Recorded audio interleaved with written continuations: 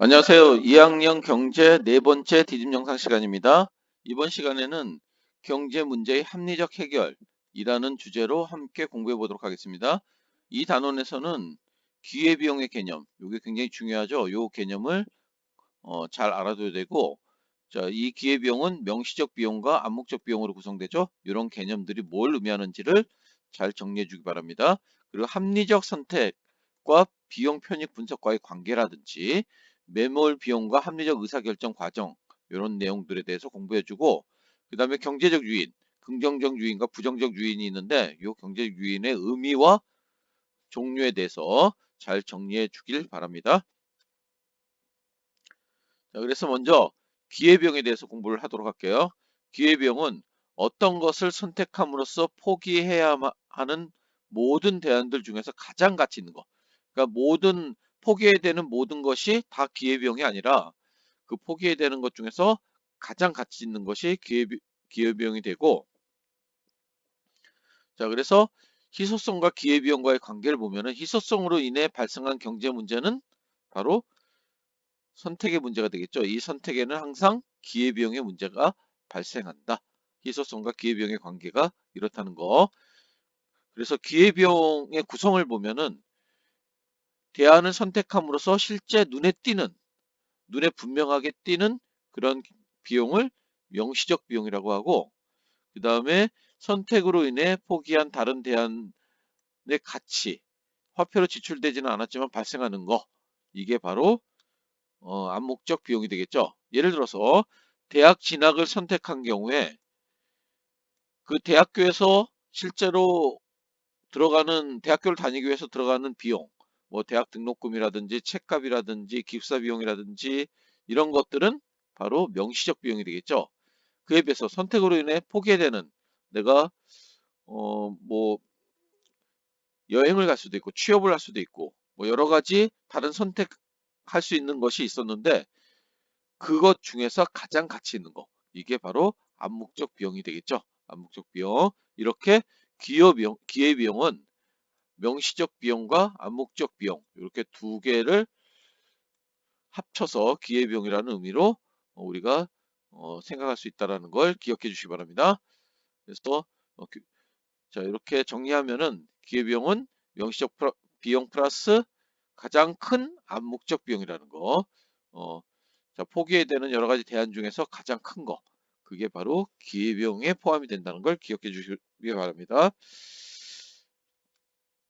자, 그 다음에 그러면 여기서 합리적 선택이란 무엇을 의미할까요? 합리적 선택이라는 것은 경제 주체들은 주어진 여건 하에서 가능한 기회비용을 어떻게 하는 게 합리적 선택일까요? 그렇죠. 기회비용을 최소화하는 것이 합리적 선택입니다. 그리고 만족을 극대화하는 것이 합리적 선택이 되겠죠. 자, 그래서 왜 그러냐면은 내가 어떤 가장 나한테 내가 원하는 가장 나한테 이익이 되는 것을 선택할 수 있겠죠. 그러면은 그 중에서 포기해야 되는 여러 가지 대안 중에서 가장 가치 있는 게 이 기회비용에 포함될 텐데 만약에 내가 가장 만족스러운 것을 선택하지 않는다면은 기회비용이 커질 수밖에 없는 거죠. 그래서 기회비용을 최소화하는 것이 합리적 선택을 하는 거라는 것을 꼭 기억해 주시기 바랍니다. 그 다음에 매몰 비용이라는 게 있습니다. 매몰 비용. 자, 매몰 비용은 이미 지출이 되어서 회수가 불가능한 비용이 바로 매몰 비용이 되겠죠. 내가 만약에 극장에 갔는데 자, 10,000원을 주고 극장에 갔다고 했을 때 자, 내가 그 10,000원은 이제 회수가 불가능한 거죠. 그런데 재미가 있으면 계속 볼 텐데 재미가 없다고 했을 때 2시간짜리 영화인데 재미가 없을 때 자, 바로 나오는 것이 합리적일까요? 아니면 계속 보는 게 합리적일까요? 그쵸? 바로 나오는 것이 합리적일 수 있다는 거죠. 그쵸? 그래서 이렇게 그때 만약에 10,000원이 아까워서 계속 2시간을 다 보고 나온다면은 그 1시간 반 이상의 그런 시간이 굉장히 뭔가 아깝게 되는 거죠. 그래서 우리가 매몰 비용은 이미 지출하여 회수할 수 없는 비용이기 때문에 합리적 선택을 할 때는 이 매몰 비용을 어떻게 해야 될까요? 생각해야 될까요? 말아야 될까요? 합리적 선택은 자, 고려하지 않는다라는 것을 기억해 주시기 바랍니다. 합리적 선택에서 매몰 비용은 생각하지 않는다는 걸 기억해 주시기 바랍니다. 그 다음에 순편익과 합리적 선택 했을 때 순편익이라는 것은 편익, 나한테 이득이 되는 거, 거기에서 비용, 여기서 비용은 뭘까요? 그쵸, 기회비용을 의미합니다. 그래서 편익에서 비용을 뺀 그것이 순편익이고, 그것이 0보다 클 때, 순편익이 0보다 클 때 우리가 합리적 선택이다, 이렇게 얘기합니다. 그래서 순편익이 양의 값을 갖는 대안을 선택하는 것이 합리적이다, 이렇게 얘기할 수 있고, 그 다음에 선택으로 얻게 되는 이득이나 만족을 편익이라고 하는데, 선택할 때의 경제 비용이 바로 비용이 되겠죠? 여기 기회비용을 의미한다고 했습니다. 비용은. 그래서 이 편익에서 비용을 편익에서 비용을 뺐을 때 그것을 순편익이라고 합니다. 결국 편익 마이너스 기회비용 이렇게 되겠죠? 그래서 순편익이 0보다 크면 합리적 선택이다, 이렇게 얘기할 수 있겠네요. 자, 그 다음에 자, 어떤 것을 하려 할 때 기회비용만 따져서 되는 건 아니죠. 얻는 것은 상황과 경우에 따라 다르겠지만 비용을 지불하면서까지 얻으려는 그 무엇을 통틀어서 우리가 얻는 이득, 이거를 편익이라고 하죠.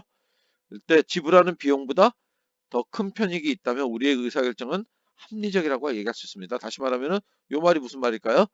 그렇죠. 순편익이 0보다 크다는 의미가 되는 거죠. 비용이 편익보다 크다면 비합리적이라고 할 것이다. 우리는 경제적 선택의 과정에서 이런 비용 편익 분석을 통해 보다 합리적으로 의사결정을 할 수 있다. 자, 이렇게 얘기할 수 있고, 기회비용이 포기한 것을 고려한 합리적 선택의 기준이라면은 비용 편익 분석은 상실과 획득이라는 상반된 두 측면을 함께 고려한 합리적 선택이다, 이렇게 얘기할 수 있겠죠.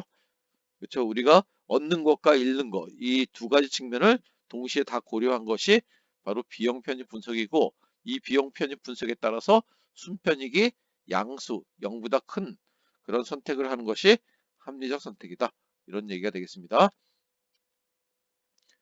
자, 그러면은 합리적 의사결정 과정은 어떻게 될까요? 자, 이렇게 5단계로 나눠서 의사결정 과정을 우리가 생각할 수 있는데, 합리적 의사결정을 하는데 유용한 모형으로 선택의 비용과 편익에 대한 평가의 기준이 된다는 점에서 비용 편익 분석과 동일한 맥락의 의사결정 방식이다, 이렇게 되어 있습니다.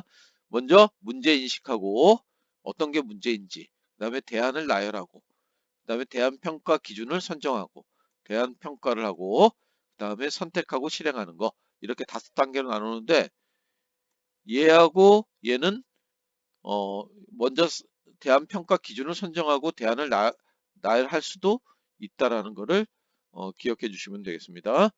그래서 예를 들면, 자, 우리가 이제 노트북을 산다고 했을 때 노트북이 고장나고 아니면 구형 모델이라서 뭔가 새로운 노트북을 구입하고자 할 필요성이 생기면은 그것이 바로 문제를 인식하는 단계가 되겠죠.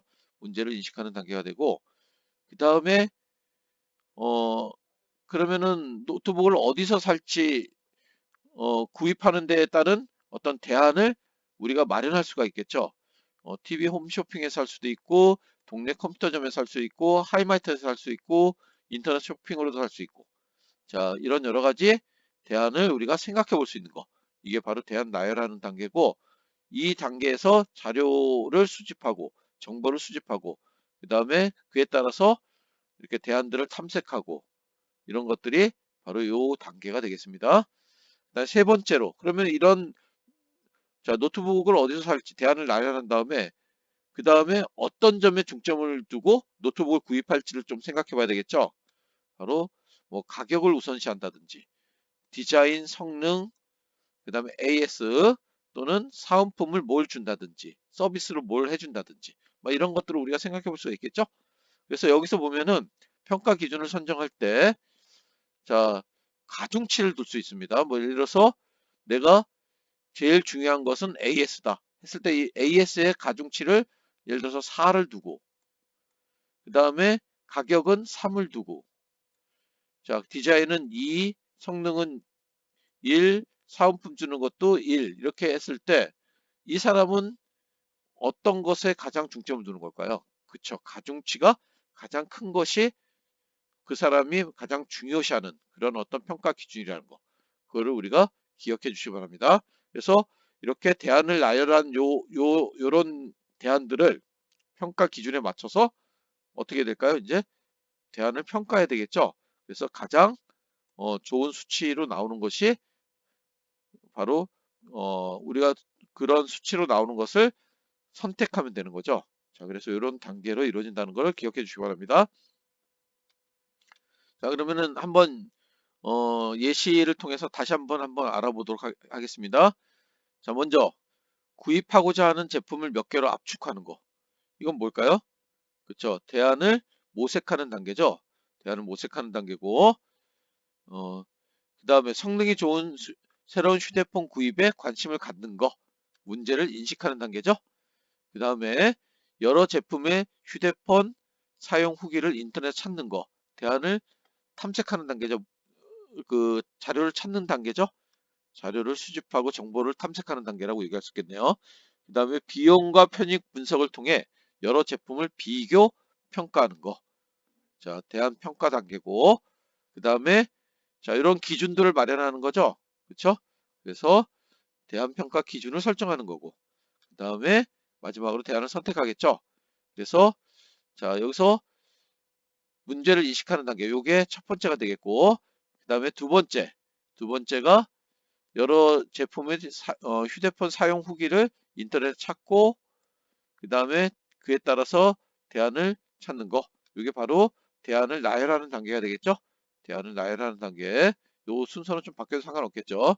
그 다음에 대안 평가 기준을 설정하는 단계가 되겠고, 그래서 요 가와 마는 서로 바뀔 수도 있다라는, 그러니까 요 다 가와 이 대안을 나열하는 것과 그 다음에 대안 평가 기준 설정하는 거, 요거는 서로 바뀔 수도 있다. 그 다음에 라, 마 이런 순서가 되겠습니다. 자, 그 다음에 경제적 유인에 대해서 살펴보도록 할게요. 자, 경제적 유인은 사람들이 특정한 방식으로 행동하도록 동기를 부여하는 요인이나 제도를 말하는데 합리적인 사람은 경제적 유인에 반응을 하겠죠. 그렇죠? 그래서 행동에 따른 편익과 비용을 비교해서 의사결정을 하게 된다라고 얘기할 수 있습니다. 여기에서 중요한 용어는 바로 이 합리적인 사람이라는 얘기죠. 그래서 이 대전제가 있다는 거. 인간은 이기적이고 합리적으로 행동한다는 거. 이것을 전제로 한 그런 어떤 경제적인 개념이라고 볼 수 있습니다. 경제적 유인이라는 것은. 자, 경제적 유인에 대해서는 다음 시간에 다음 디딤 정상에서 좀 더 설명하도록 할게요. 수고했습니다.